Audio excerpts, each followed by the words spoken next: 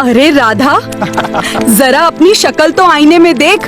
तुमसे शादी कौन करेगा? दिन भर बकरियां चराती फिरती हो। गरीब हूँ चाची, लेकिन भगवान सबका दिन बदलता है।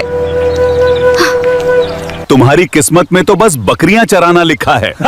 किस्मत बदलने में भगवान को देर नहीं लगती है। राधा ने कोई जवाब नहीं दिया। उसने अपनी बकरियों की रस्सी पकड़ी और चुपचाप गांव से बाहर निकल गई। राधा बचपन से अनाथ थी। उसके माँ बाप एक सड़क हादसे में हो गई थी। तब से वह अकेली रहती थी। मिट्टी के छोटे से घर में उसका कोई अपना नहीं था। उसकी दुनिया बस उसकी बकरियां थीं। हर सुबह वह जंगल के पास हरी घास वाले मैदान में बकरियां चराने चली जाती। वहीं दिन भर मेहनत करती और शाम को लौटकर किसी तरह अपना पेट भरती। लेकिन गांव वालों को उसकी गरीबी का मजाक उड़ाने में बड़ा मजा आता था। अरे राधा, भगवान ने तुझे किस्मत देना ही भूल गया। तेरी शादी तो किसी बकरी वाले से ही होगी।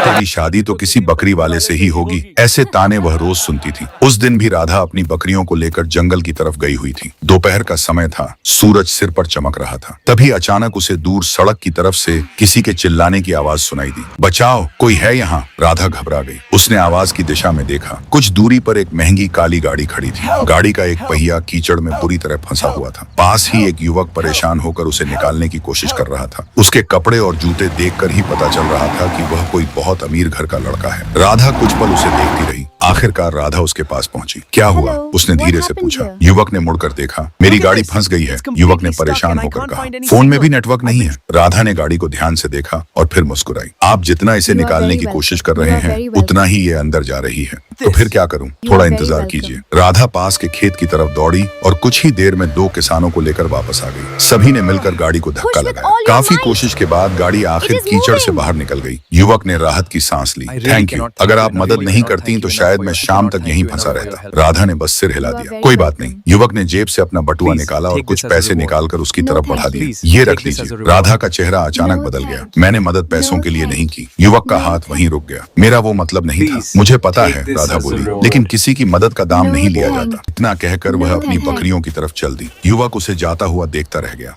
उसने जिंदगी में पहली बार किसी ऐसे इंसान को देखा था जिसने उसकी मदद की और बदले में कुछ नहीं मांगा। गाड़ी में बैठने से पहले उसने एक बार फिर मुड़कर राधा को देखा। वह अपनी बकरियों के साथ जंगल की पगडंडी पर दूर निकल चुकी थी। उधर राधा को लगा कि बात यहीं खत्म हो गई, लेकिन उसे नहीं पता था कि यह मुलाकात उसकी पूरी जिंदगी बदलने वाली है। अगले दिन सुबह जब राधा बकरियां लेकर गाँव से निकल रही थी, तभी पीछे से कुछ लड़कियों की हंसी सुनाई दी। देखो देखो, हमारी राधा आ रही है। कल तो किसी शहर वाले से बड़ी बातें कर रही थी। कहीं करोड़पति से शादी करने का सपना तो नहीं देखने लगी। सब जोर जोर से हंसने लगी। शाम को जब वह घर लौटी तो उसने देखा कि उसके घर के बाहर कुछ बच्चे खड़े हैं। सभी एक बड़ी सी गाड़ी को देख रहे थे। राधा हैरान रह गई। यह वही गाड़ी थी जो कल जंगल में फंसी हुई थी। उसका दिल तेजी से धड़कने लगा। ये यहाँ कैसे? तभी गाड़ी का दरवाजा खुला। वही युवक बाहर उतरा। इस बार उसने महंगा सूट पहन रखा था। गांव वाले उसे देखकर दंग रह गए। लगता है कोई बड़ा आदमी है। इतनी महंगी गाड़ी मैंने पहले कभी नहीं देखी। लेकिन ये राधा के घर क्या कर रहा है? युवक धीरे धीरे राधा की तरफ बढ़ा। राधा घबराकर वहीं खड़ी रह गई। आप यहाँ? युवक मुस्कुराया। हाँ, कल मैं अपना परिचय देना भूल गया था। मेरा नाम आर्यन है। गांव वाले ध्यान से उसकी बात सुन रहे थे। मैं शहर की सबसे बड़ी कंपनी के मालिक का बेटा हूँ। यह सुनते ही पूरे गांव में सन्नाटा छा गया। लोग एक दूसरे का चेहरा देखने लगे। किसी को यकीन नहीं हो रहा था कि इतना बड़ा आदमी राधा के घर आया है। राधा, मुझे तुमसे एक जरूरी बात करनी है। आर्यन की बात सुनकर राधा कुछ समझ नहीं पाई। मुझसे क्या बात करनी है? उसने घबराते हुए पूछा। आर्यन ने गहरी सांस ली। राधा, मैं जानता हूँ कि यह बात अचानक लगेगी, लेकिन जिस दिन तुमने मेरी मदद की थी, उसी दिन मुझे एहसास हो गया था कि तुम बाकी लोगों जैसी नहीं हो। गांव वाले कान लगाकर सुन रहे थे। राधा हैरानी से उसे देख रही थी। आर्यन आगे बोला, मैं कई दिनों से तुम्हारे बारे में पता कर रहा था। मुझे पता चला कि तुम अकेली हो, मेहनत करती हो और कभी किसी के सामने हाथ नहीं फैलाती। भीड़ में खुसुर फुसुर शुरू हो गई। तभी आर्यन ने वह बात कह दी जिसकी किसी ने कल्पना भी नहीं की थी। राधा, क्या तुम मुझसे शादी करोगी? पूरा गांव सन्न रह गया। कुछ पल के लिए ऐसा लगा जैसे समय रुक गया हो। लोगों के मुंह खुले के खुले रह गए। राधा खुद भी हिल गई थी।